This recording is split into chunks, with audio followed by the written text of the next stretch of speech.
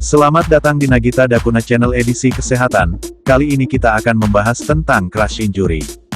Crush injury adalah cedera yang terjadi ketika bagian tubuh terhimpit dan mendapat tekanan kuat dari benda berat. Crush injury dapat menyebabkan memar, luka robek, patah tulang, dislokasi sendi, cedera saraf, hancur atau terpotongnya bagian tubuh tertentu, hingga perdarahan organ. Crush injury juga dapat mengakibatkan kelumpuhan permanen, bahkan kematian. Penanganan medis perlu segera dilakukan untuk mencegah terjadinya kerusakan lebih lanjut terhadap organ lain. Penyebab crush injury yaitu kecelakaan kendaraan bermotor atau jenis transportasi lain, seperti kereta dan pesawat, bencana alam, misalnya gempa bumi, tsunami, angin topan, atau tanah longsor, kecelakaan kerja, terutama pekerja di industri pertambangan, konstruksi, dan pertanian yang tidak menggunakan alat pelindung diri saat bekerja, perang atau luka ledakan atau tembakan, jatuhnya benda berat ke kaki atau terjepitnya jari tangan di pintu atau jendela. Gejala crush injury, cedera yang menyebabkan kerusakan terhadap otot, tulang, dan organ tubuh tertentu ini dapat menimbulkan gejala berupa nyeri hebat, mati rasa di bagian tubuh yang mengalami cedera, luka terbuka yang menyebabkan rusaknya permukaan kulit dan perdarahan hebat, perubahan bentuk tubuh akibat patah tulang, hingga tulang yang mencuat keluar menembus permukaan kulit. Penurunan suhu tubuh atau hipotermia, kulit pucat, serta bibir dan jari membiru, penurunan kesadaran, tekanan darah menurun, sesak napas dan denyut nadi melemah.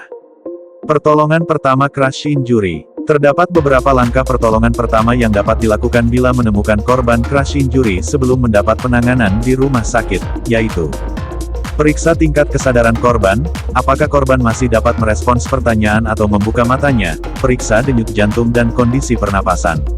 Pastikan jalur pernapasan terbuka, yang ditandai dengan korban mampu berbicara, menangis, atau merintih. Korban dianggap dapat bernapas normal jika udara terdeteksi bergerak masuk dan keluar, yaitu dengan melihat dada atau perut yang bergerak naik turun secara normal. Lakukan upaya untuk menenangkan korban. Tindakan ini dilakukan agar korban merasa aman dan tidak panik. Jika korban mengalami perdarahan, lakukan upaya untuk menghentikan perdarahan. Periksa dan deteksi sumber perdarahan, kemudian beri tekanan kuat pada area luka, periksa kondisi kulit di sekitar area cedera untuk mendeteksi perubahan warna kulit yang pucat atau membiru akibat perdarahan di dalam. Jika perdarahan terus berlangsung dan mengancam nyawa korban, gunakan bebat dan perban untuk menutup sumber perdarahan. Jika bagian tubuh korban ada yang terpotong, lakukan tindakan untuk menghentikan perdarahan, kemudian bersihkan dan simpan bagian tubuh yang terputus ke dalam plastik, tutup rapat, dan letakkan di dalam wadah berisi es. Jika korban diduga mengalami dislokasi atau patah tulang, lakukan upaya agar korban tidak terlalu banyak bergerak atau buatlah bidai agar bagian tubuh yang patah tidak bergerak. Pastikan korban dalam posisi nyaman dan beri selimut agar korban tetap hangat, pantau kondisi pernapasan dan tingkat kesadaran, serta dampingi korban hingga pertolongan medis tiba. Penanganan lanjutan crush injury. Penanganan lanjutan dilakukan oleh dokter berdasarkan jenis cedera yang dialami korban. Cedera parah ini biasanya perlu ditangani oleh dokter ortopedi atau dokter ortopedi ahli traumatologi dan rekonstruksi. Pemeriksaan fisik akan dilakukan untuk menentukan tingkat keparahan luka. Tes pencitraan juga dilakukan untuk melihat kondisi cedera pada jaringan dan organ bagian dalam. Jenis tes pencitraan yang digunakan, yaitu foto ronsen, untuk mendeteksi retakan atau patahan pada tulang. CT scan, untuk memeriksa kondisi cedera dari berbagai sudut secara lebih detail. MRI, untuk memeriksa dan mendeteksi dampak cedera terhadap organ tubuh bagian dalam. Setelah mengetahui tingkat keparahan cedera yang dialami pasien, dokter akan menentukan tindakan yang perlu diberikan, di antaranya terapi obat. Beberapa jenis obat akan diberikan oleh dokter sebagai langkah awal penanganan cedera. Sebagian besar obat akan diberikan melalui jalur suntik atau infus, antara lain obat pereda nyeri atau analgesik, seperti ketamin untuk meredakan nyeri akibat cedera yang dirasakan oleh pasien. Obat penenang atau sedatif, seperti benzodiazepin untuk meredakan rasa cemas dan ketegangan otot pada pasien. Antibiotik, untuk mencegah terjadinya infeksi bakteri, khususnya pada luka terbuka. Operasi. Tindakan operasi dilakukan untuk mengendalikan perdarahan dan menangani cedera pada organ bagian dalam. Jenis operasi yang akan dilakukan tergantung pada lokasi cedera dan perdarahan, yaitu kraniotomi, untuk menangani perdarahan dan gangguan pada otak. Prosedur ini dilakukan dengan membuat dan mengangkat sebagian tulang tengkorak, sehingga dokter dapat melakukan tindakan terhadap otak.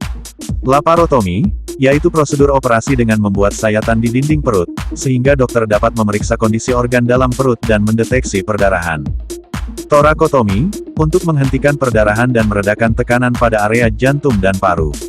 Prosedur torakotomi dilakukan dengan cara membuat sayatan di sepanjang tulang rusuk.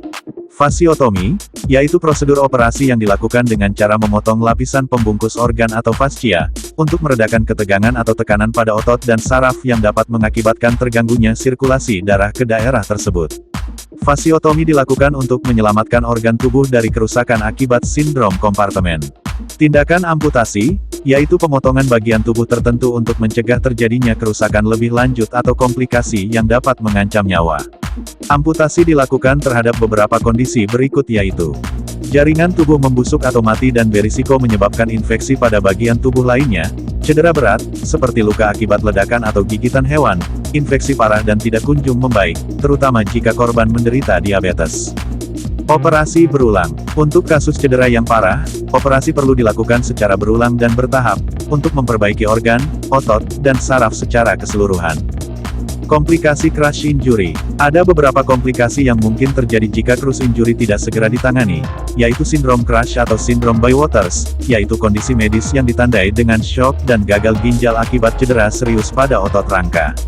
Tekanan hebat akibat crush injury menyebabkan pembengkakan otot pada bagian tubuh yang cedera dan mengakibatkan kerusakan jaringan sekitar, disfungsi organ, serta gangguan metabolisme. Sindrom kompartemen, terjadi bila jaringan otot dan sekitarnya tidak mendapatkan asupan darah dalam jangka waktu lama akibat meningkatnya tekanan dalam otot. Sindrom kompartemen menyebabkan rusaknya saraf dan kematian otot. Sindrom kompartemen ditandai dengan rasa nyeri hebat yang disertai dengan kesemutan, kemudian kelumpuhan. Tanda visual sindrom kompartemen adalah pembengkakan pada kulit. Salam sehat, sampai jumpa di video selanjutnya. Terima kasih.